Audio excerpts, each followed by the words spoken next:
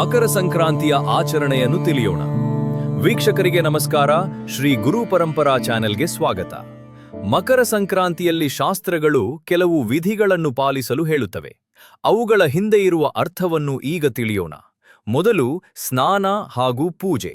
ಈ ದಿನ ಬೆಳಗ್ಗೆ ಸ್ನಾನ ಮಾಡಿ ಪೂಜೆ ಮಾಡಿದರೆ ದೇಹ, ಮನಸ್ಸು ಮತ್ತು ಆತ್ಮ ಮೂರೂ ಶುದ್ಧಗೊಳ್ಳುತ್ತವೆ.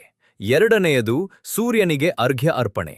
ವೇದಗಳಲ್ಲಿ ಸೂರ್ಯನನ್ನು ಪ್ರಾಣಶಕ್ತಿ ಮತ್ತು ಜ್ಞಾನದಾತ ಎಂದು ಕರೆಯಲಾಗಿದೆ.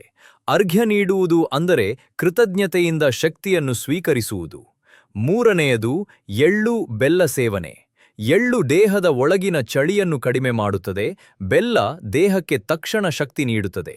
ಇದು ದೇಹವನ್ನು ಹೊಸ ಋತುವಿಗೆ ಹೊಂದಾಣಿಕೆ ಮಾಡುತ್ತದೆ. ಮತ್ತೊಂದು ವಿಧಿ ದಾನ ಧರ್ಮ. ಧರ್ಮಶಾಸ್ತ್ರಗಳು ಹೇಳುತ್ತವೆ, ಸಂಕ್ರಾಂತಿ ದಿನ ಮಾಡಿದ ದಾನ ಅಕ್ಷಯ ಪುಣ್ಯ ಕೊಡುತ್ತದೆ.